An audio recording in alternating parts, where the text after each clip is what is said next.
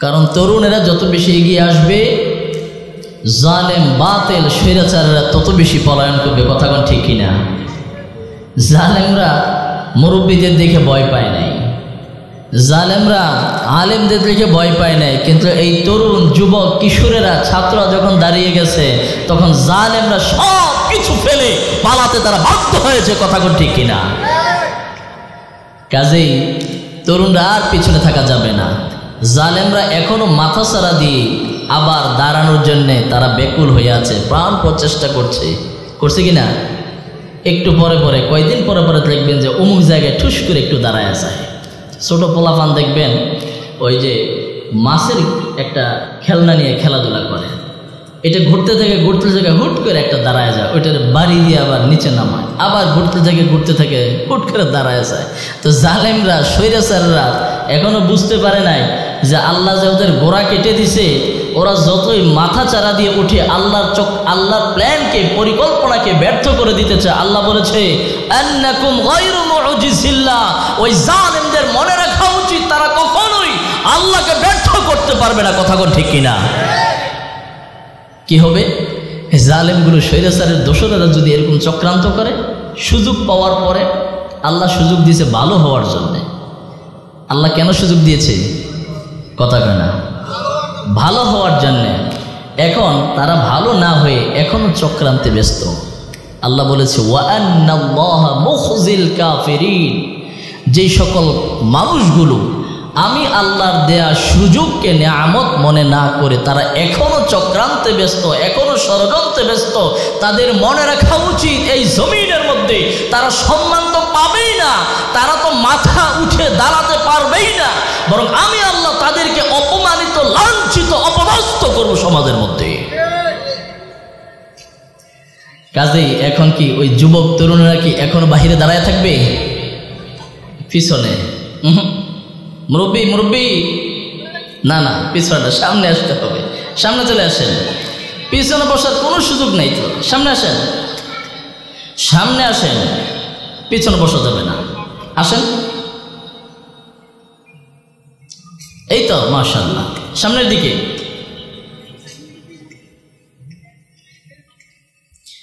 এই তো আলহামদুলিল্লাহ, পরিবেশটা এখন সুন্দর হয়েছে না? মানুষের হ্যাঁ, ও ভলিউম ভিতরের সাউন্ডটা, ভিতরে যে বক্স, তো এখানে বক্সের একটু সাউন্ডটা কমা দেন। হ্যাঁ, দেখেন ঠিক আছে কিনা? এবার ঠিক আছে? এবার ঠিক আছে, ভিতরটা ঠিক আছে। ইন্নাল হামদুলিল্লাহি নাহমাদুহু ওয়া নাস্তাঈনুহু ওয়া নাস্তাগফিরুহু ওয়া নু'মিনু বিহি ওয়া নাতাওয়াক্কালু আলাইহি ওয়া নাউযু বিল্লাহি মিন শুরুরি আনফুসিনা ওয়া মিন সাইয়্যাতি আ'মালিনা মান ইয়াহদিহিল্লাহু। তাড়াতাড়ি বলো। আর হলো সেই পর্যটক, তাদের সম্পর্কে বলো যারা নাকি পূর্ব থেকে পশ্চিম পর্যন্ত ভ্রমণ করেছে। ওয়ায়াসআলুনাকা আন যিল করনাইন। এই তিনটা প্রশ্নের উত্তর যদি সঠিকভাবে দিতে পারো, আমরা মেনে নেব যে তুমি সত্য নবী। কারা বলছে? আরে কি রে ইহুদিরা, মুশরিকরা বলছে। কুরাইশ বংশে যে মুশরিক যারা ছিল, যারা নাকি আল্লাহকে মানে কিন্তু আল্লাহ রসুলকে মানে না, আল্লাহকে মানে কিন্তু আল্লাহর সাথে মূর্তিরে মানে, আছে না নাই? এই জন্য তাদেরকে বলা হয়েছে মুশরিক। আল্লাহকে যদি অস্বীকার করে ফেলে তাহলে তো কাফের। তারা আল্লাহকে মানত, ঠিক আছে, আল্লাহ ঠিক আছে, কিন্তু এই যে কাবা ঘরের ভিতরে তারা মূর্তি ঢুকাইছে এতগুলো, কেন? তাদের উদ্দেশ্য কি? তাদের যুক্তি হলো যে এই যে মূর্তিগুলো, এই মূর্তিগুলো আমাদেরকে সুপারিশ করে আল্লাহর কাছে পৌঁছায় দিবে। নাউজুবিল্লাহ। এখানে আরো একটা বিষয় আছে, চক্রান্ত, গোপন চক্রান্ত। বলবো ওই যুক্তিটা, ওই মুশরিকরা যে যুক্তি দিয়ে মানুষগুলোকে জাহান্নামী করেছে, এই যুগেও কিছু মানুষ আছে যারা একই যুক্তি দিয়া আমাদের সরল মনা মুসলমানগুলোকে বিনা হিসাবে তাদেরকে জান্নাতের টিকিট দিয়ে দেয়। আছে না নাই? কি যুক্তি সেটা চলেন শুনি। ওই সময় যেই মুশরিকগুলো ছিল এরা মানুষকে এসে যুক্তি দিত, আচ্ছা দুনিয়ার কোনো নেতার কাছে, দুনিয়ার কোনো সম্মানিত মানুষের কাছে, কোনো রাজার কাছে তুমি কি সরাসরি যেতে পারো? কয় না, যেতে পারি না। কয় যেতে হলে তোমার তার পিএস, তার কোনো সেক্রেটারি, তাকে ধরা লাগে কিনা? কয় ধরা লাগে।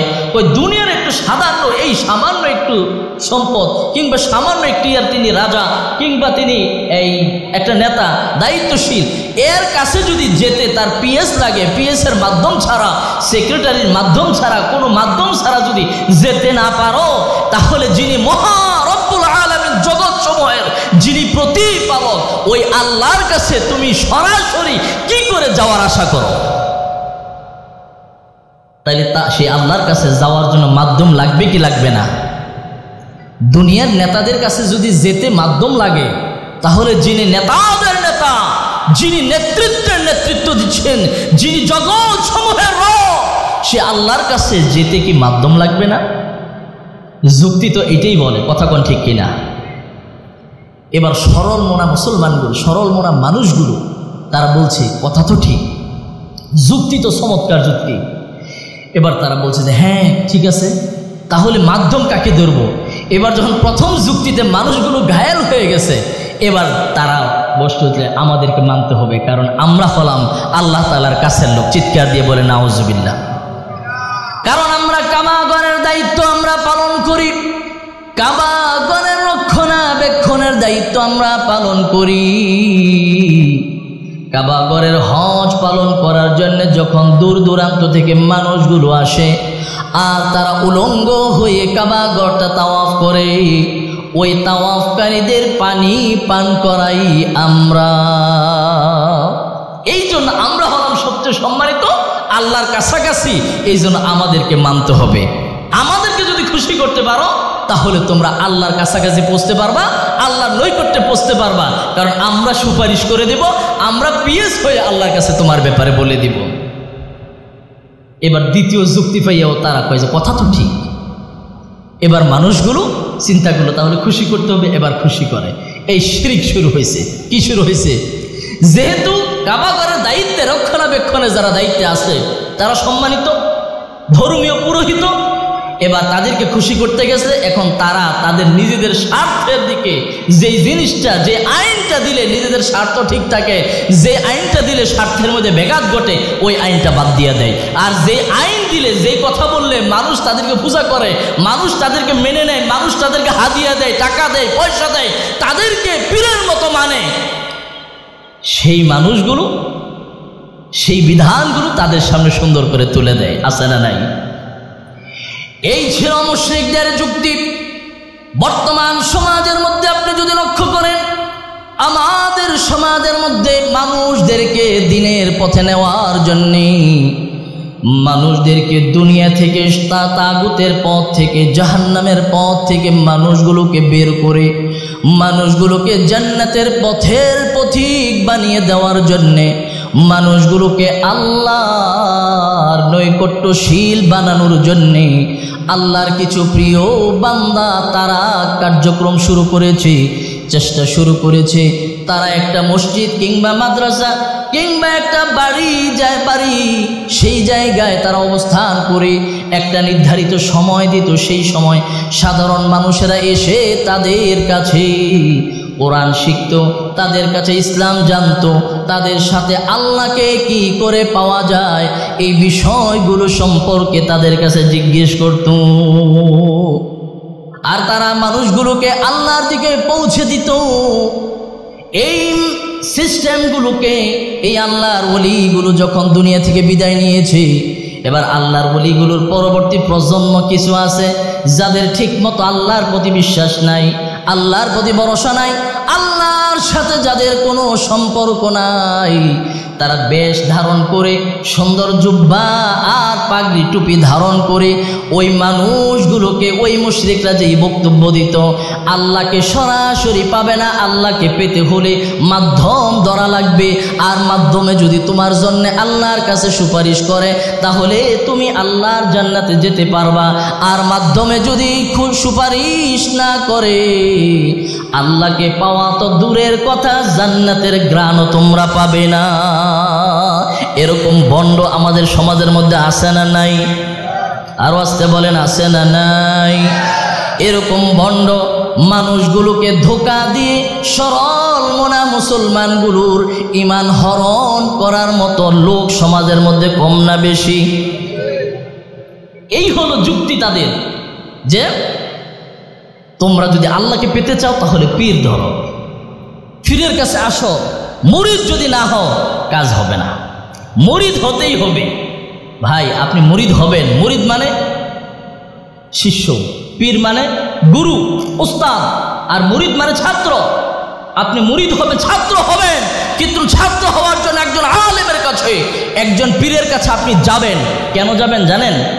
আজকে বলে দিচ্ছি, ভালো করে শুনে রাখেন। কোন পীর নিজেকে আল্লাহর ওলি দাবি করছে, সে কবিরা গুনার মধ্যে লিপ্ত। কি গুনার মধ্যে? আরো চিৎকার দিয়ে, কি গুনার মধ্যে? কবিরা গুনার মধ্যে লিপ্ত। সে কঠিন কালেও আল্লাহর বন্ধু, আল্লাহর ওলি হতে পারবে না, সে হলো শয়তানের ওলি। কথা কোন ঠিক কিনা? একটা সুন্নতের তরফ যে করে, সুন্নতের খেলাফ কাজ করে, সেও কোনোদিন আল্লাহর ওলি হতে পারে না। আল্লাহর ওলি যারা হবে, আল্লাহর প্রিয় যারা হবে, তারা কখনোই তাদের জীবনের কার্যক্রমগুলো সুন্নাহ পরিপন্থী রসুলের আদর্শ পরিহার করে কখনোই চলতে পারে না। যদি চলে সে কোনোদিন আল্লাহর ওলি হতে পারবে না। এটা আপনি লিখে রাখেন। নাম্বার 2, আল্লাহ বলেছে ফাসআলু আহলা যিকরি ইন কুনতুম লা তা'লামুন। বান্দারে, যেটা তুমি জানো না ওইটা জানার জন্য আলেমদের কাছে যাও, যারা বিজ্ঞ, যোগ্য, দক্ষ, অভিজ্ঞ, প্রাজ্ঞ, ওই সকল মানুষের কাছে গিয়ে যেটা তুমি জানো না সেটা জিজ্ঞেস করো। কে বলছে এই কথা? আরো চিৎকার দিয়ে, কে বলেছেন এই কথা?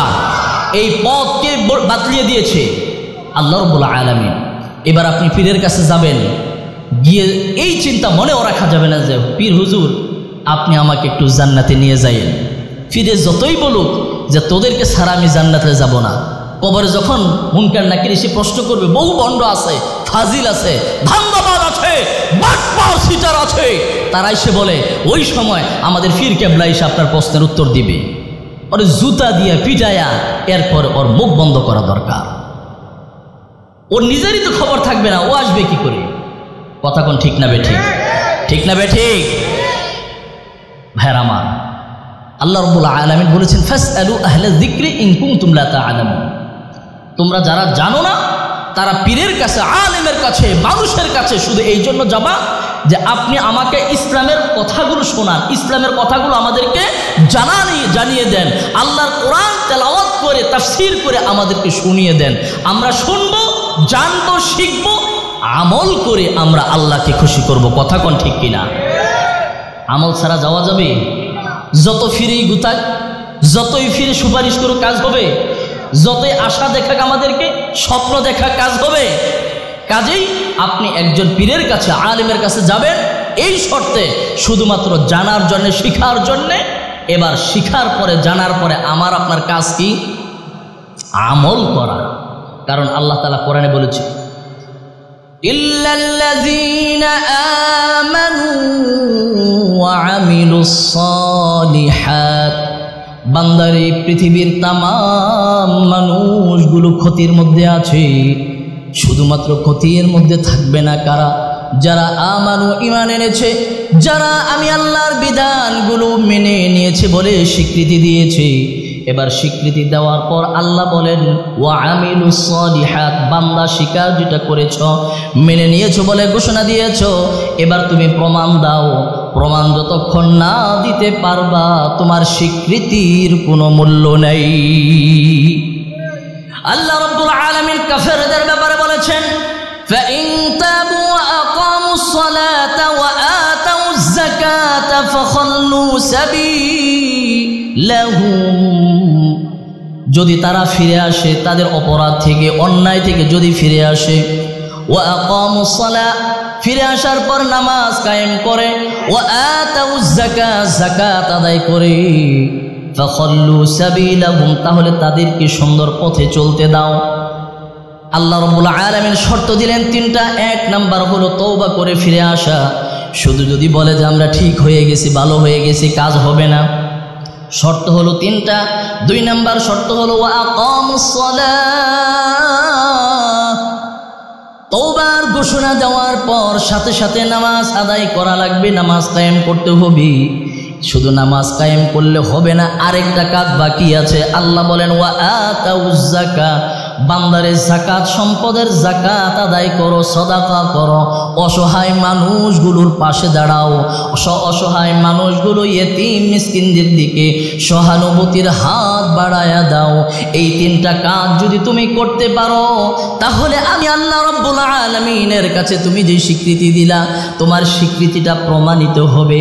কিন্তু শুধু স্বীকার করলা, নামাজও পড়লা না, নামাজ পড়লা যাকাত আদায় করলা না, তোমার স্বীকারটা প্রমাণিত হয় নাই। কে বলছে?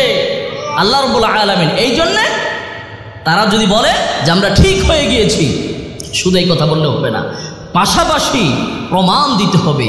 তাহলে একজন মানুষ ঈমান আনবে। ঈমান আনার পর তার দায়িত্ব কি? তার দায়িত্ব হলো পীর সাহেবের কাছে দিয়ে দেওয়া যায়, পীর সাহেব হুজুর আপনি আমারে নিয়ে যাবেন জান্নাত। নাকি এই বন্ডদেরকে ব্যবসা করার জন্য সুযোগ দেওয়া যাবে? দেওয়া যাবে? বরং আল্লাহ বলেছেন ঈমান এনেছো, জেনেছো, জানার মাধ্যমেই তো তুমি ঈমান আনলা। এবার তোমার কাজ কি? প্রমাণ দাও, আমল করো। আমল যদি করতে পারো তাহলে প্রমাণিত হবে, আমল যদি করতে না পারো তাহলে প্রমাণিত হবে না। বন্যদের কাছে যতই তুমি আশা করো, যতই তোমাকে আশার বাণী শোনাক, কাজ হবে না। কথা কোন ঠিক কিনা? কাজ যে হবে না আমার রাসূল সাল্লাল্লাহু আলাইহি সাল্লাম বলে দিয়েছেন। কিভাবে বলেছেন? রাসূল বলছেন আম্মা জান আয়েশা সিদ্দিকা রাদিয়াল্লাহু তাআলা আনহা একদিন বসে বসে কাঁদছে, চোখের পানি ফেলে ফেলে কাঁদছে। রাসূল জিজ্ঞেস করেন আয়েশা রে কাঁদো কেন? কি হয়েছে? কাঁদার মতো কোনো কিছুই তো দেখলাম না। আয়েশা রাদিয়াল্লাহু তাআলা আনহা বলেন ইয়া রাসূলুল্লাহ কাঁদছি, একটা কথা মনে পড়ছে সেজন্য। কই কি কথা? ওই দুনিয়াতে আমরা যখন বিপদের সম্মুখীন হই, বিপদে পড়ি, মুসিবতে পড়ি, তখন আপনাকে আমরা পাশে পাই, আপনি আমাদেরকে বিপদ থেকে উদ্ধারের জন্য চেষ্টা করেন। কিন্তু কিয়ামতের ময়দান, হাসরের ময়দানে যখন আমরা বিপদে পড়ব, আপনি কি আমাদেরকে উদ্ধার করবেন না? আপনাকে কি আমরা পাবো কিনা? এই টেনশনে আমি কান্না করছি। আল্লাহ নবী জবাব দিলেন আয়েশা রে, দুনিয়ার तमाम মানুষকে জানিয়ে দিবে, একজন মানুষগুলো দুনিয়ার মানুষেরা যখন মাহশরের ময়দানের মধ্যে উপস্থিত হবে, আল্লাহ রাব্বুল আলামিন রাসূলকে জানালেন এমন কোনো মানুষ বাকি থাকবে না যেই মানুষগুলো তিনটা জায়গায় দুনিয়ার কারো কথা স্মরণ করবে না। ওই মানুষগুলো শুধু নিজেকে নিয়ে ব্যস্ত থাকবে। এই জন্য আদম সন্তানগুলো দৌড় দিয়ে যাবে আদম আলাইহিস সালাতু ওয়াস সালামের কাছে। তাদের একটা ভরসা থাকবে, আমাদের পিতা, আদি পিতা মনে হয় আমাদের জন্য সুপারিশ করবে। আদম আলাইহিস সালাতু ওয়াস সালাম অপারগতা প্রকাশ করবে। এইভাবে প্রত্যেকটা নবী রাসূলরা অপারগতা প্রকাশ করবে। আল্লাহর নবী বলেন তিনটা জায়গায় কেউ কারো কথা মনে রাখবে না। এক নাম্বার হলো যখন আমল নামাটা ওজন করা হবে, ওই জায়গায় পৃথিবীর কেউ কারো কথা স্মরণ করবে না। নাম্বার 2 হলো আমল নামা পরীক্ষা দিয়ে ফেলেছি, এবার খাতা রেডি হয়ে গিয়েছে, রেজাল্ট কার্ড রেডি হয়ে গিয়েছে, রেজাল্ট কার্ড দিবে। যেমন গতকালকে রেজাল্ট ঘোষণা হয়েছে, এবার ওই আখিরাতে যখন রেজাল্ট দেওয়া হবে, আমল নামা ডান হাতে পাবো না বাম হাতে পাবো। মানুষগুলো এত পেরেশানির মধ্যে থাকবে, পৃথিবীর কোনো মানুষের কথা মনে রাখবে না। নাম্বার 3 হলো পুলসিরাত, যেই পুলসিরাত কেউ বিদ্যুতের মতো, বিজলির মতো পার হয়ে যাবে, কেউ আটকে যাবে, কেউ ঝুলে যাবে। ওই পুলসিরাতটা ঠিক মতো পার হতে পারবো কিনা, প্রত্যেকটা মানুষ এত পেরেশানির মধ্যে থাকবে। আল্লাহর নবী বলেন পৃথিবীর কোনো মানুষ সেই জায়গায় কারো কথা মনে রাখবে না। এবার নবী বলেন ইয়া আইয়ুহান নাস উবকু فإن لم تستطيعوا فتباكوا فإن لم تستطيعوا فتباكوا ও দুনিয়ার মানুষেরা রে কাঁদো, বেশি করে কাঁদো, এমন ভাবে কাঁদো দুনিয়ায় কাঁদো, দুনিয়া কাঁদার জায়গা। কান্না যদি বান্দা তোমার ভিতরে না আসে, চোখে যদি পানি না আসে বান্দারে, এরপরে তোমার কাজ হলো কান্নার ভান করো, কান্নার অভিনয় করো। কারণ এমন একটা সময় আসবে কাঁদতে কাঁদতে চোখের পানি শেষ হয়ে যাবে, কাঁদতে কাঁদতে চোখের পানি শেষ হয়ে রক্ত প্রবাহিত হবে। ওই জায়গায় এই কান্নার সামান্য পরিমাণ কোনো মূল্য থাকবে না। আর নবী বলেছেন, কোনো মানুষের চোখের কোণার মধ্যে যদি আল্লাহর ভয়ে শুয়ে রাগার পরিমাণ একটু পানি এসে যদি জমা হয়, ওই মানুষটার জন্য কি পরিণতি হবে? মাতৃস্তন থেকে যেমন দুধ বের হওয়ার পর ওই দুধটা আবার স্তনের মধ্যে প্রবেশ করাটা যেমনইভাবে অসম্ভব, আল্লাহর কোনো বান্দা যদি আল্লাহর ভয়ে তার চোখের কোণার মধ্যে যদি একটু পানি এসে জমা হয়ে যায়, ওই বান্দা জাহান্নামে যাওয়াটাও তেমন অসম্ভব। সুবহানাল্লাহ বললেন না? জাতি কোথায় সুবহানাল্লাহ তুই হেইটাও বুঝে না। এটা আশ্চর্যজনক কথা না? কে বলেছে এই কথা? আল্লাহ বলেছে, কিন্তু রসুলের হলো ভাষা। সুবহানাল্লাহ বলতে হবে। কত চমৎকার আল্লাহ রাব্বুল আলামিন। তো যেই জায়গায় রাসূলুল্লাহ বলেছেন যে হাসরের ময়দানে পৃথিবীর কোনো মানুষ কারো কথা মনে করবে না, সেই জায়গায় তোমার আমার পীর যারা আশা দেয়, ভাঙা ধোঁকা দেয়, তাদের এটা আশা নয় বরং দায়িত্ব নয়, এটা ভাঙামি ছাড়া ধোঁকা ছাড়া আর কিছুই নয়। কাজেই পীরের কাছে বর্ণদের কাছে আমরা যাব কেন? গিয়ে বলবো আপনার জান্নাতে নেওয়ার সেই দায়িত্ব আপনার নেওয়ার দরকার নেই, আপনার চিন্তা আপনি করেন। আপনি কি করে জান্নাতে যাইবেন, আপনার বিবিরে কিভাবে নেবেন, আপনার সন্তান কিভাবে নেবেন, এই চিন্তা করেন। আমাদের জান্নাতে নেওয়ার চিন্তা করার দরকার নাই। আমাদেরকে বলেন, কোরআনের কথা শোনান, আমরা শুনবো, এরপরে কিভাবে আমাকে জান্নাতে যেতে হয়, কিভাবে আমল করে যেতে হবে, সেই ব্যবস্থা আমারটা আমরা করব। কথা কোন ঠিক কিনা? তাহলে মুশরিকদের মতো এই ধোঁকা যদি আজকের বর্তমান সমাজে, আধুনিক সমাজে যদি ওই সকল প্রতারকরা দেয়, তাহলে আমরা কি প্রতারিত হব? মুসলমান কি প্রতারিত হতে পারে? ইমানদারেরা কি প্রতারিত হতে পারে? ইমানদারের স্বভাব নয় এটা। কারণ ইমানদারের সামনে আছে কি? ইমানদারের সামনে আছে কোরআন, ইমানদারের সামনে আছে আমার রাসূলুল্লাহর আদর্শ। কথা কোন ঠিক না ঠিক?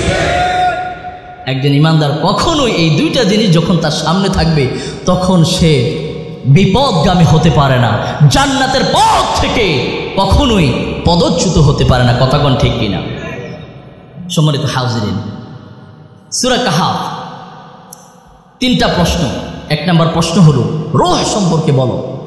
দ্বিতীয় প্রশ্ন ছিল আসহাবে কাহাফ, সেই গুহাবাসী সম্পর্কে বলো। তৃতীয় প্রশ্ন ছিল জুলকারনাইন বাদশাহ, ওই পর্যটক যারা পৃথিবীর পূর্ব থেকে পশ্চিমে ভ্রমণ করেছে, তাদের সম্পর্কে বলো। রাসূলুল্লাহ সাল্লাল্লাহু আলাইহি ওয়াসাল্লাম বললেন যে ঠিক আছে বলবো। কয় হ্যাঁ বলো। কয় বললে মানবা তো? কয় হ্যাঁ মানবো। রাসূল সাল্লাল্লাহু আলাইহি ওয়াসাল্লাম বলেন ঠিক আছে আমি আগামীকালকে বলবো। এই আগামীকালকে কই তারিখ ফেস লাগছে, ঠিক কিনা? বলছে আগামীকালকে বলো। এখন আগামীকাল যে বলছে যে বলবো, পরের দিন এখন রসুল তো নিজের থেকে কিছু বলতে পারেন না, পারেন?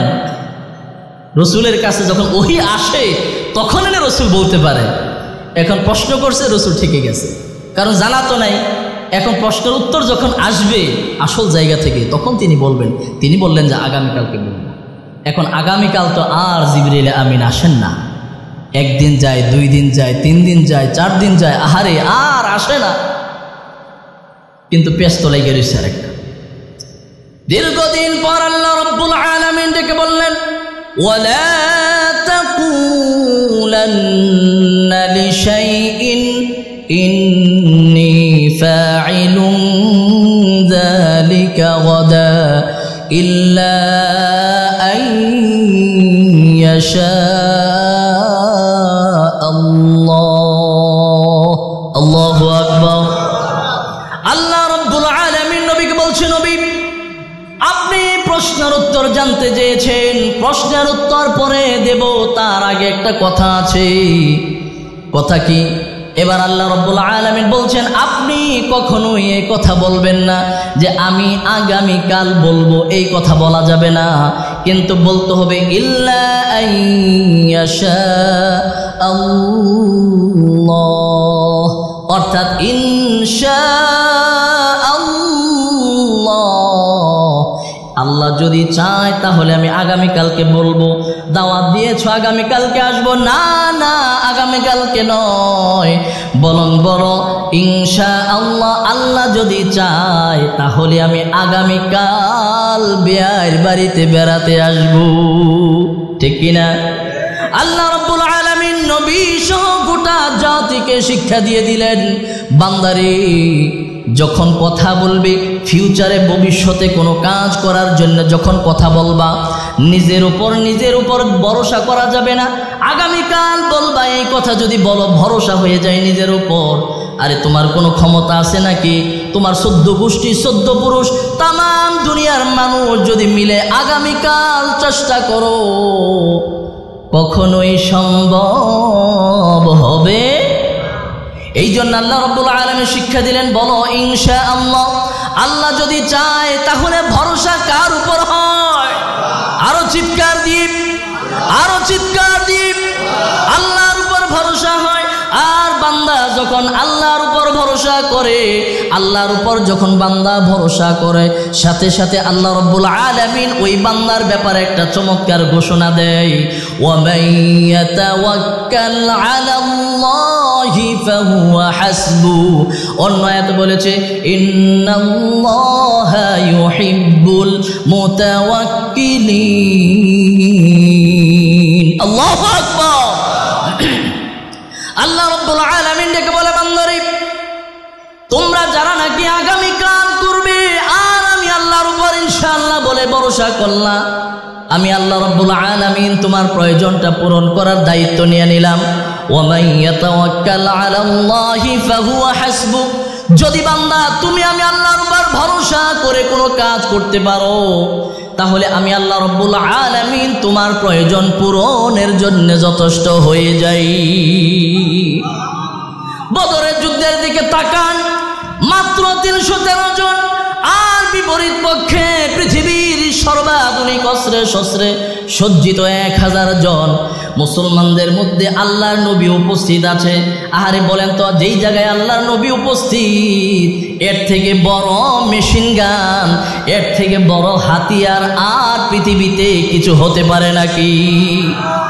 তাহলে তো ভরসা এই হাতিয়ারের উপরে করা দরকার ছিল। আরে আমরা সবচেয়ে আধুনিক অস্ত্র আমাদের কাছে আছে, আর সেই অস্ত্রের নাম বিশ্বনবী মুহাম্মদুর রাসূলুল্লাহ সাল্লাল্লাহু আলাইহি ওয়াসাল্লাম। কিন্তু সাহাবায়ে কেরাম 3টা কারণে মুসলমানদের বদরের প্রান্তে বিজয় এসেছে। কয়টা কারণে? 3টা কারণে। 1 নাম্বার কারণ, মুসলমানেরা সেই জায়গায় দুনিয়ার কোনো মানুষের উপর, রসুল ছিলেন, রসুলের উপর কোনো কিছুর উপর তারা ভরসা করে নাই, তারা একমাত্র ভরসা করেছে আল্লাহ রাব্বুল আলামিনের উপর। এটা হলো 1 নাম্বার কারণ। নাম্বার 2, মুসলমানেরা তারা পদে পদে আল্লাহ এবং তার রাসূলের আনুগত্য করেছে। নাম্বার 3, মুসলমানরা পরস্পরের মধ্যে ভ্রাতৃত্ব বন্ধনে আবদ্ধ হয়েছিল। কেমন? কাআন্নাহুম বুনিয়ানুম মারসুস, যেমন তারা সীসাডালা প্রাচীরের মতো একত্রিত হয়েছে। এই 3টা বৈশিষ্ট্য তাদের মধ্যে থাকার কারণে বদরের যুদ্ধে আল্লাহ রাব্বুল আলামিন প্রথমে 3000, এরপরে 5000 ফেরেশতা নাযিলের মাধ্যমে মুসলমানদেরকে এই দুনিয়াতে সাহায্য করেছে। কথা কোন ঠিক কিনা? সে আল্লাহ আজও আছে না ঘুমাই গেছে? সে আল্লাহ আজও আছে না রাসূলুল্লাহর সাথে বিদায় নিছে?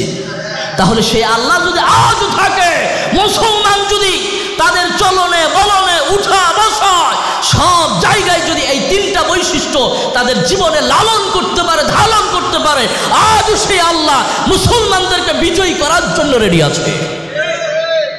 কিন্তু দুর্ভাগ্য হলো আমরা সেই 3টা বৈশিষ্ট্য আনুগত্য আল্লাহর করি না। যেগুলো নিজের স্বার্থে যায় সেগুলো মানি, আর যেগুলো স্বার্থের মধ্যে যায় না সেগুলো মানি না। কথা কোন ঠিক কিনা? নাম্বার 2, ভরসা আল্লাহর উপর করি না, ভরসা করি মানুষের উপর। নাম্বার 3, পরস্পরের মধ্যে দ্বন্দ্ব। আহারে মন্তুলি গ্রামের আমরা পূর্ব পাড়ায়, তারা পশ্চিম পাড়ায় নামাজ পড়তে গেছে, পশ্চিম পাড়ার মানুষের সাথে বসবো না, আছে না নাই? প্রথম কাতারে পশ্চিম পাশের একটা বৈশা রয়েছে, হয় তার টাকা আছে অথবা গরিব মানুষ। যদি টাকা থাকে তাহলে গরিব মানুষটা হিংসা করে, কেউ বইছে যা বললাম না তোর কাছে কি হয়েছে, আছে না নাই? আর যদি টাকা পয়সা বেশি থাকে, আমার এত হেডম, এত টাকা পয়সা, তোর বেটা আছে নাকি কিছু, তোর সাথে কি আমার যায়, তোর সাথে তোর সমাজের সাথে আমার তো যায় না, তোর কাছে বসা যাবে না, দুর্গন্ধ গায়ে, বসে না, আছে না নাই? তুই লম্বা টুপি পড়ছস, না তোর কাছে যাওয়া যাবে না, আমার তো ফাঁসকুলি। তুমি লাল টুপি পড়ছে, এই হুজুর লাল টুপি পড়ছে, এই হুজুরের কাছে যাওয়া যাবে না, আছে না নাই? এই দ্বন্দ্ব, এই এই মতানৈক্য যদি বদরের প্রান্তে থাকতো তাহলে কাফেরদের লাগতো না, মুসলমানরা নিজেরাই শেষ হয়ে যেত। কথা কোন ঠিক কিনা? তাহলে রাসূলুল্লাহ সাল্লাল্লাহু আলাইহি সাল্লামকে ইয়াহুদিরা প্রশ্ন করলেন কয়টা? রসুল বললেন যে ঠিক আছে আমি প্রশ্নের উত্তর দিব আগামীকালকে, কিন্তু ইনশাআল্লাহ বলতে ভুলে গেছেন।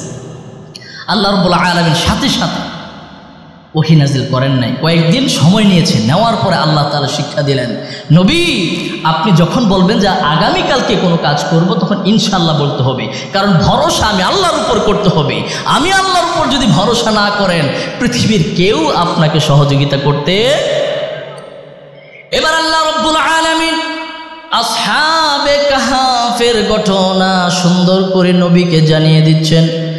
আম হাসিবতা আন্না আসহাবাল কাহফি ওয়ার রাকিম কানু মিন আয়াতিনা আজাবা। আরে এত বছর আগের ঘটনা, গুহার মধ্যে 7 যুবক ছিল, এই যে কাহিনী, বড়ই আশ্চর্যজনক ঘটনা, একটু আশ্চর্য হয়ে গেছে। আল্লাহ রাব্বুল আলামিন বলতেছে, নবী আমি যে আপনার কাছে বিভিন্ন বিধান নাজিল করি, আয়াত নাজিল করি, আপনার কাছে কি এর থেকে বেশি আশ্চর্য মনে হচ্ছে ওইটা? আসহাবে কাহাফের ঘটনা বেশি আশ্চর্য মনে হইতেছে?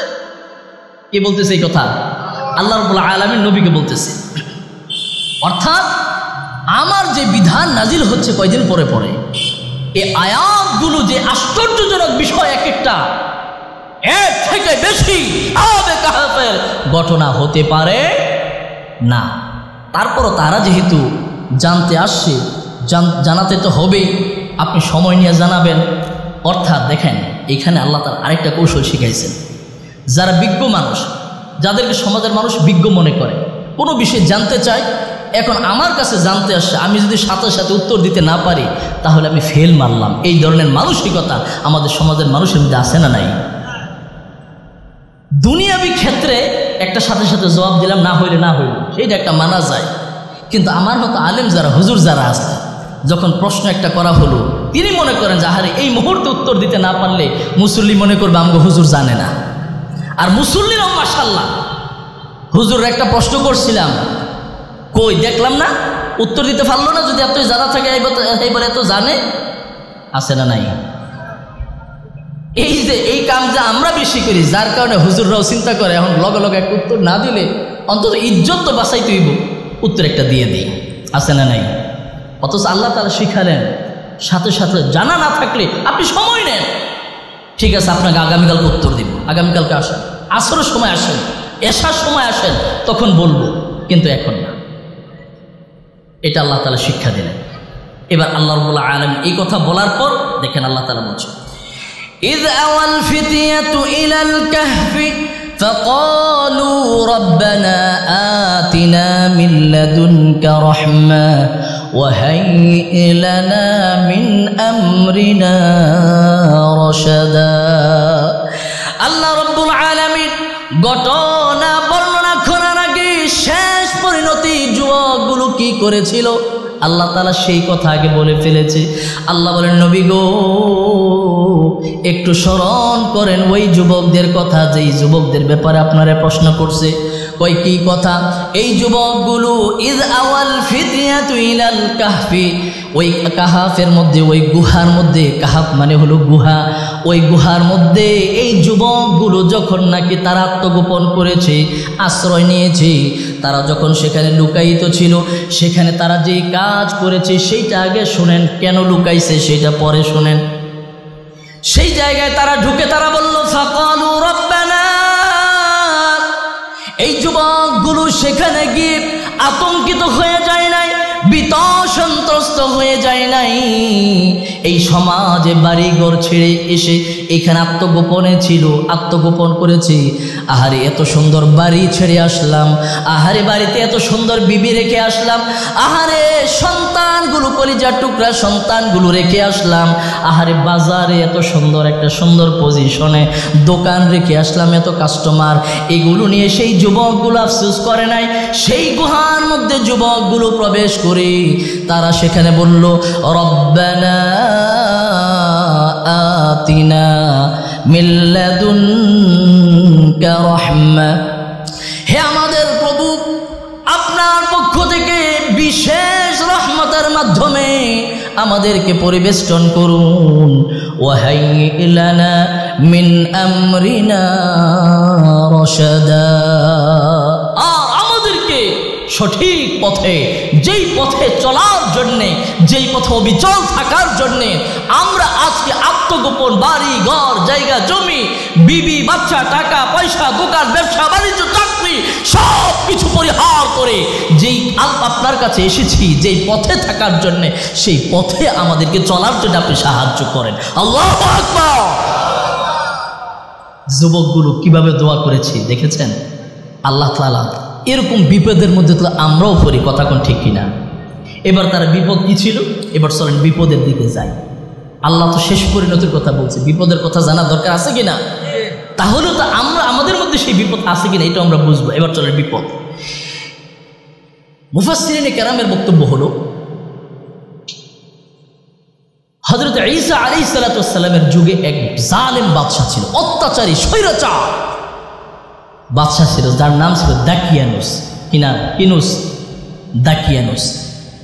এ মূলত মূর্তি পূজক ছিল, আবার কখনো কখনো কেউ বলে অগ্নি পূজক, অর্থাৎ তাওহীদ বিরোধী ছিল। এ মানুষকে যেই এর সাম্রাজ্যের মধ্যে থেকে, পারস্য এই সাম্রাজ্যের মধ্যে থেকে যেই আল্লাহর একত্ববাদের ঘোষণা দিত, এরেই ধরে এনে মারত, এরে ধরে এনে পিটাতো। অর্থাৎ আল্লাহর একত্ববাদের ঘোষণা দিলেই ধরে এনে পিটানো, এটা কার কাজ? জালেমের কাজ। এটা কার কাজ? স্বৈরাচারের কাজ। এটা কার কাজ? ফ্যাসিবাদের কাজ। কথা বলেন ঠিক কিনা? এবার ধইরা এনে ওই যুবক, বাদশার পরিবারের বংশের লোক, রাজপ্রাসাদের কয়েকটা যুবক কিভাবে হযরত ঈসা আলাইহিস সালামের ধর্মের অর্থাৎ আল্লাহর একত্ববাদের দাওয়াত পেয়েছে। দাওয়াত পাওয়ার পর তাদের কাছে খুব ভালো লেগেছে, যুক্তিযুক্ত মনে হয়েছে, এবং তারা চিন্তা করছে এটাই সঠিক হবে, কারণ বিচক্ষণ বিবেকবান মানুষ ছিল তারা। তারা চিন্তা করলো যে এটাই সঠিক। তখন তারা ঘোষণা দিল যে আমরা এক আল্লাহ বিশ্বাস করি, পৃথিবী আল্লাহ ছাড়া আর কারো আইন মতবাদ কিছুই আমরা মানি না। এই ঘোষণা যখন যুবকগুলো দিয়েছে, তখন ওই দাকিয়ানুস বাদশা তাদেরকে ডেকেছে, তোমরা কার মতবাদ মানো? কয় যে আল্লাহর মতবাদ মানি। সত্যি কথা? কয় হ। এই তার গায়ের মধ্যে যত রাজকীয় পরিবারের পোশাক আছে সব খোলো। সাথে সাথে খুলছে, নেয়ামত থেকে বঞ্চিত করছে, মাহরুম করছে। আরো যে জামা পোশাক আছে এগুলো খোলো, বেশগুলো খোলো, পদবিগুলো খোলো, মাথার মুকুটটা খোলো, পায়ের জুতাটা খোলো, প্রটোকল যেটা তার পিছনে আছে প্রটোকল প্রত্যাহার করো। রাজ পরিবারের ছেলে তো একটু প্রটোকল সব কিছু থাকে, সব কিছু সরাই নিচ্ছে, চোখের সামনে সব নিয়ামতগুলো চলে যাচ্ছে। জিজ্ঞেস করে কারে মানুষ? কয় আল্লাহরে মানি। এত কিছু করার পর, সর থাপ্পড় দেওয়ার পর দেখবেন যে কিছু মানুষ আছে অন্যায়কারীরা যখন রাস্তার মধ্যে ধরে দুই একটা দেয়, দিলে যদি কান্না করে তখন ছেড়ে দেয়, মায়া লাগে একটু, কিন্তু দুই একটা দিছে দেওয়ার পর কাঁদে না, তখন রাগ আরো বেশি উঠে না? তখন তোকে আরো কয়েকটা দেই, তোরা আয়, কেন তুই কাঁদলি না? তো এই হলো বাদশার অবস্থা। বাদশা করলো যে ঠিক আছে, যেহেতু খুলে নিলাম সব কিছু নিচ্ছি, এরপরও তুমি আল্লাহর মানো না, ঠিক আছে। নিরুপায় হয়ে বাদশা বললো ঠিক আছে, কিছু সময় তোমাদেরকে দিলাম, যাও চিন্তা করো, এরপরে তোমার শাস্তি বাস্তবায়ন হবে। শাস্তির কথা বাদশা শুনিয়ে দিল। এবার শাস্তির কথা শোনায় দেওয়ার পর তাদেরকে সময় দিল তোমাকে সময় দেওয়া হলো, অমুক তারিখে তোমার শাস্তি বাস্তবায়ন হবে, এর মধ্যে যদি তুমি ফিরে আসো তাহলে তোমার শাস্তিগুলো মওকুফ করে দেওয়া হবে, আর যদি বান্দা ফিরে না আসো তাহলে এই শাস্তি তোমার জন্য অবধারিত হয়ে গেল। এবার 7 যুবক তারা চিন্তা করলো, আর এই সমাজের মধ্যে যদি আমরা থাকি তাহলে শাস্তি আমাদের জন্য অবধারিত হয়ে যাবে, আল্লাহর একত্ববাদের উপর থাকা যাবে না। কাজেই সংসারের মায়া, রাজপ্রাসাদের মায়া, অর্থের মায়া, চাকরির মায়া, বিলাসিতা, আরাম আয়েশের মায়া করা যাবে না। 7 যুবক মিলে পরামর্শ করলো কি করা যায়। তারা পরামর্শ করে চিন্তা করলো, আল্লাহর একত্ববাদে বিশ্বাস স্থাপন করেছি, ওই একত্ববাদের উপর থাকবো, আল্লাহর একত্ববাদে থেকে সরে গিয়ে কোনো বাতিলের সামনে মাথা নত করব না। এই চিন্তা করে 7 যুবক ঘর থেকে বেরিয়ে গেল। এই রাজপ্রাসাদ দরকার নাই, আমরা যদি গুহার মধ্যে গিয়ে কোনো একটা জায়গায় দূরে গিয়ে স্বাভাবিক সাধারণ জীবন যাপন করি সেটাও আমাদের জন্য আনন্দদায়ক হবে, কিন্তু রাজপ্রাসাদে থেকে, এই এলাকায় থেকে বিলাসিতাগুলো নিয়ে আমরা ইমাম থেকে দূরে থাকতে চাই না। যুবকগুলো রাতের আধারে ঘর থেকে বেরিয়ে গেল। চলতে চলতে পথের মধ্যে এক কৃষক, যার সাথে এক কুকুর ছিল, ওই কৃষকের সাথে দেখা। এবার কৃষককে সব কিছু খুলে বলার পর কৃষক বলল, সামনে একটা গুহা আছে, ওই গুহার মধ্যে গিয়ে রাত্রি যাপন করো। এবার গুহার মধ্যে যখন ঢুকলো, ওই কুকুরটা তাদের সাথে রয়ে গেল। গুহার মধ্যে যখন থাকলো, সকালবেলা ওই 7 যুবককে আর বাদশা খুঁজে পায় না। এবার বাহিনীকে, সেনাবাহিনীকে বলল, যাও যাও ওই যুবকগুলোকে খুঁজে বের করে নিয়ে আসো। সমাজের চতুর্দিকে যখন আলান হয়ে গেল, ঘোষণা হয়ে গিয়েছে, আহারে যুবকগুলোকে খোঁজার জন্য সেনাবাহিনী, প্রশাসনের লোকজন বেরিয়ে গিয়েছে। ওই যুবকগুলো তারা গুহার মধ্যে আতঙ্কিত হয়ে গেল। এবার গুহার মধ্যে থেকে ওই যুবকগুলো আল্লাহর কাছে ফরিয়াদ করে, রব্বানা আতিনা মিন লাদুনকা রাহমা, আয় রব্বুল আলামিন, এমন বিপদের মধ্যে পড়েছি, এমন পরিস্থিতির সম্মুখীন হলাম, আপনি ছাড়া পৃথিবীর কেউ আর বাঁচাতে পারবে না। তারা এই দোয়া করতে করতে তাকায়া দেখে সেনাবাহিনীর দলবল তার গুহার গেটের সামনে এসে দাঁড়ায়া দাঁড়ায়া তারা পরস্পরে কথা বলে। আর মনে পড়ে গেল সেই রাসূলুল্লাহর কথা। রাসূল আল্লাহ নবী যেমনইভাবে গারে সুরের মধ্যে আবু বকরকে নিয়ে আত্মগোপন ছিলেন, গুহার মুখের মধ্যে কাফের বাহিনী ছিল, আল্লাহ রাব্বুল আলামিন আমার নবীকে যেমনইভাবে হেফাজত করেছিল, ঠিক তদ্রূপ ওই গুহার মধ্যে 7 যুবককেও আল্লাহ রাব্বুল আলামিন যেহেতু আল্লাহর প্রটোকল কামনা করেছে, আল্লাহর পক্ষ থেকে নিরাপত্তা কামনা করেছে, আল্লাহ রাব্বুল আলামিন কোরআনে বলেছে, বান্দারে পরিপূর্ণ বিশ্বাস আর ভরসা নিয়ে বিপদে পড়ে, মুসিবতে পড়ে, অভাবে পড়ে, দুঃখ দুর্দশায় পড়ে যদি আমি আল্লাহর উপর ভরসা করতে পারো বান্দা, আমি আল্লাহ রাব্বুল আলামিন তোদের প্রয়োজন পূরণ করার জন্য যেই সংকটের মধ্যে তুমি আছো সেই সংকট থেকে বের করে নিয়ে আসার জন্য আমি আল্লাহ যথেষ্ট হয়ে যাই। এই যুবকগুলো যখন আল্লাহর কাছে আল্লাহকে রব্বানা বলে ডাক দিল, আরে শয়তান যখন রব্বি বলে আল্লাহকে ডাক দিয়েছে, আল্লাহ রাব্বুল আলামিন শয়তান আনুগত্য পরিহার করার পরেও যখন বলল, রব্বি আনজিরনি ইলা ইয়াউমি ইউবাসুন, আয় আমার প্রভু আমাকে কিয়ামত পর্যন্ত, পুনরুত্থান দিবস পর্যন্ত এই দুনিয়াতে বেঁচে থাকার অবকাশ দিন। আল্লাহ রাব্বুল আলামিন বলে, শয়তান রে, যেহেতু আমি আল্লাহকে রব বলে স্বীকার করে নিয়েছো, বান্দা তোর দাবি আমি আল্লাহ মঞ্জুর করে নিলাম। আল্লাহ শয়তানের দাবিটা পর্যন্ত মঞ্জুর করে নিয়েছে। কেন? কারণ আল্লাহকে রব বলে স্বীকৃতি দিয়েছে শয়তান। সম্মানিত হাজিরিন, এই যুবকগুলো যখন বিপদের মধ্যে পড়ে, গেটের সামনে পুলিশ, গেটের ভিতরে হলো আপনি, এখন আপনারে ধরার জন্য আসছে। চিন্তা করেন তো ভয় কেমন, কলিজা কি সাথে থাকবে? বহু মানুষ যারা হার্ট দুর্বল তারা তো দুনিয়া থেকে মনে হয় বিদায় হইব, কথা কোন ঠিক কিনা? এই যখন অবস্থা, তারা কি করবে এই মুহূর্তে? খালি এই গর্তের ভিতরে যদি খালি ঢুকে একটা উকি দেয়, ঢুকারও দরকার নাই, দেখবে যে 7 জন সব বসে আছে। ধরা কঠিন না সহজ? ধরা কঠিন না সহজ?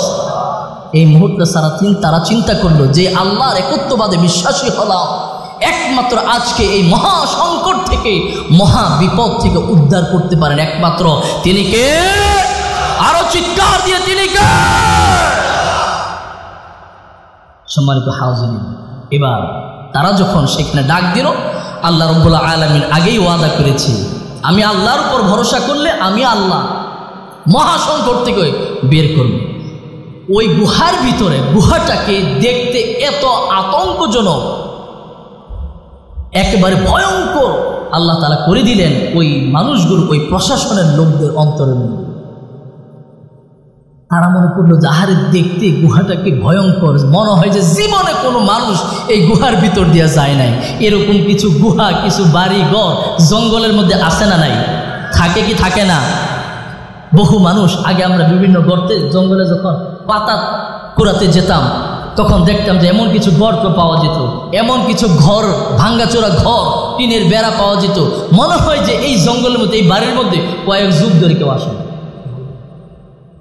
সম্মানিত হাউজিন, তো এই যখন অবস্থা, তখন আমরা কিন্তু ভয়ে আর যাই না। একটা আরেকটা কই তুই যা, আরেকটা কই না রে আমি যাবো, তুই যা, বললে তুই আগে মর, তুই আগে দেখি তুই মরস কিনা, তারপরে আমি মর। যেমন আমাদের সাবেক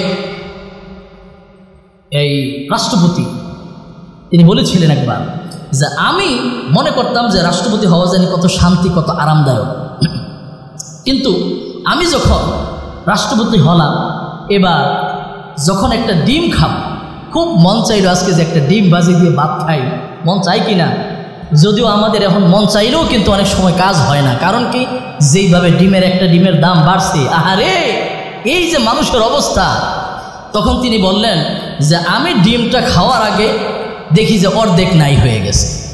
কিরে ডিম অর্ধেক নাই কেন? ডিমটা খাইলো কে? কয় যে এই ডিম যারা দিচ্ছে SSF, স্পেশাল সিকিউরিটি ফোর্স, এই বাহিনীর সদস্য যারা, তারা ওই রাষ্ট্রপতি কিংবা প্রধানমন্ত্রী যারা থাকে তাদেরকে কোনো খাবার দেওয়ার আগে সেইটা আগে চেক করে খাইয়া যে আমরা মরি কিনা। যদি তারা মরে তাহলে এই ডিম দেওয়া যাবে না। আর যদি ওই SSF এর লোকজন, NSA এর লোকজন, DGF এর লোকজন খাওয়ার পরে যদি দেখে যে তারা মরে না, তখন বুঝতে হবে এই ডিম ঠিক আছে, এবার বাকি অর্ধেক তাদেরকে দিয়েছে। এই আক্ষেপ তিনি করলেন। তো ঠিক তদ্রুপ প্রশাসনের লোকজন একজন আরেকজনকে বলতেছে, এই যাও, তুমি যাও, তুই যা আগে, আরেকটা কেউ তুই যা আগে, তুই গিয়ে দেখ, তুই প্রশাসনের ঊর্ধ্বতন কর্মকর্তা, আগে দেখি তুই মরস কিনা। তুই যদি মরস তাহলে আর আমরা যাবো না, তুই যদি না মরস তাহলে বুঝবো সব ঠিক আছে, তাহলে আমরা তোর পিছনে পিছনে আসি, যান স্যার আপনি যান। এই যখন অবস্থা, প্রত্যেকের অন্তরে আল্লাহ রাব্বুল আলামিন এমন ভয় সৃষ্টি করে দিয়েছে, তখন তারা চিন্তা করলো, সিদ্ধান্ত নিল, এই গুহাটা যে ভয়ঙ্কর মনে হচ্ছে, মনে হয় যে কয়েক যুগ ধরে কোনো মানুষ এদিক দিয়ে প্রবেশ করে নাই। যদি প্রবেশ করত তাহলে এই যে মাকড়সার জাল কিংবা এই জাতীয় পোকা মাকড় হাবিজাবি যেভাবে বিচরণ করছে, একটাও এইখানে থাকতো না। তাহলে এই আতঙ্ক সৃষ্টি করে দিলেন তিনি কে? কেন করলেন? কারণ এই যুবকগুলো ভরসা করেছে, সাহায্য চেয়েছে কার কাছে? আরো চিৎকার দিয়ে কার কাছে? আজকে যখন আমাদের বিপদ আসে, মুসিবত আসে, দুঃখ আসে, দুর্দশা আসে, অভাব আসে, অনটন আসে, তখন আমরা ভরসা আল্লাহর উপর করি না, ভরসা করে আল্লাহর মাখলুকের উপর, যার কারণে আল্লাহর মাখলুকগুলো আমাদেরকে আর বাঁচাতে পারে না। কথা কোন ঠিক কিনা? ভরসা কার উপর করব? আল্লাহর উপর। এবার এই 7 যুবক দেখেন, তারা সেখানে গেলেন, তারা বাড়িঘর, জায়গা জমি সব কিছু ছেড়ে দিয়ে, রাজপ্রাসাদ ছেড়ে দিয়ে সেখানে গেল কি কারণে? বাড়িঘর ছাড়ছে কি লিগা? বলেন না, 2-1টা প্রশ্ন উত্তর দেন দেখি কি অবস্থা। কি শুনতেছেন আপনারা? আসেন না গেছেন গা? বলেন, একজন বলেন দেখি হাত তুলে, এই যুবকগুলো বাড়িঘর ছাড়ছে কি লিগা? এই মাশাআল্লাহ, আল্লাহর পথে থাকার জন্য, আল্লাহর একত্ববাদের পথে অবিচল থাকার জন্য তারা চেষ্টা করছে। আর সেই জন্য সাহায্য কামনা করেছে কার কাছে? এবার দেখেন আল্লাহ রাব্বুল আলামিন কিভাবে বান্দাকে সাহায্য করে। আমরা নামাজের মধ্যে দাঁড়িয়ে আল্লাহর কাছে প্রার্থনা করি ইহদিনাস সিরাতাল মুস্তাকিম, পড়ি কি পড়ি না? আল্লাহ রাব্বুল আলামিন দৈনিক 32 বার এটা পড়াটা আমাদের জন্য ওয়াজিব করে দিয়েছেন। আল্লাহু আকবার। দৈনিক 32 বার আমাদেরকে পড়তে হবে, সুন্নত ফরজ বিতির সব মিলাইয়া। প্রত্যেক রাকাতে কোরআন থেকে আপনি তেলাওয়াত না করলেও এই সূরা ফাতিহা পড়তেই হবে। এই সূরা ফাতিহা ছাড়া হবে না। এবার আবার কইেন না যে হুজুর ইমামের পিছনে না পড়লে হবে না, সেই মাসালায় আমি যাব না, সেটা আপনারা জানেন। কিন্তু কেন পড়তে হবে এই দোয়াটা আমরা কেন পড়ি, আল্লাহ কেন পড়তে বললেন? আল্লাহ তাআলা বললেন ইহদিনাস সিরাতাল মুস্তাকিম। বান্দারে, আল্লাহ বলছেন বান্দা তুমি আমি আল্লাহর কাছে প্রটোকল চাও, সিরাতে মুস্তাকিমের উপর পরিচালনা করার জন্য, পরিচালিত হওয়ার জন্য আমি আল্লাহর কাছে সাহায্য কামনা করব। কেন সাহায্য কামনা করবে? কারণ শয়তান আল্লাহর কাছে ওয়াদা করেছে সুম্মা লাআতিয়ান্নাহুম মিন বাইনি আইদিহিম ওয়া মিন খালফিহিম ওয়া আন আইমানিহিম ওয়া আন শামাইলিহিম ওয়া লা তাজিদু আকসারাহুম শাকিরিন। আল্লাহ রাব্বুল আলামিন শয়তানের কথাটাকে কোরআনুল কারীমের মধ্যে কোট করেছে। শয়তান আল্লাহর সামনে দাঁড়ায় বলেছিল লাআতিয়ান্নাহুম মিন বাইনি আইদিহিম ওয়া মিন খালফিহিম ওয়া আন আইমানিহিম ওয়া আন শামাইলিহিম। অবশ্যই আমি তার সামনের দিক থেকে আসব, পেছন দিক থেকে টেনে ধরবো, ডান দিক থেকে আসব, বাম দিক থেকে আসব। কখনো সামনে এসে দাঁড়াবো সন্তানের আকৃতি নিয়ে, কখনো স্ত্রীর ভালোবাসা নিয়ে পিছন থেকে টেনে ধরবো, কখনো ডান দিক থেকে বন্ধুর আকৃতি নিয়ে ধাক্কা দিব, কখনো বাম দিক থেকে আত্মীয় স্বজনের আকৃতি নিয়ে, কখনো সামাজিক সংস্কৃতি নিয়ে আমি তোমাকে টেনে ধরবো। আমি অবশ্যই ওয়ালা তাজিদু আকসারাহুম শাকিরিন। আল্লাহু আকবার। আপনি আপনার বান্দাগুলো অধিকাংশ বান্দাদেরকে আপনার কৃতজ্ঞ বান্দা হিসেবে পাবেন না। এবার আল্লাহ বলেন বান্দা, শয়তান যেহেতু এই ওয়াদা করেছে তোমাকে ডান দিক থেকে টেনে ধরবে, বাম দিক থেকে টেনে ধরবে, সামনে থেকে ধরবে, পেছন থেকে ধরবে, বান্দা তুমি আমি আল্লাহর কাছে প্রটোকল কামনা করো। যদি প্রটোকল কামনা করো তাহলে আমি তোমাকে জান্নাতের পথে চলার জন্য, জান্নাত পর্যন্ত পৌঁছে দেওয়ার প্রটোকলের ব্যবস্থা তোমার দোয়ার প্রেক্ষিতে, দাবির প্রেক্ষিতে আমি আল্লাহ তোর জন্য মঞ্জুর করে দিব। আল্লাহু আকবার। কে বলছে এই কথা? আল্লাহ রাব্বুল আলামিন।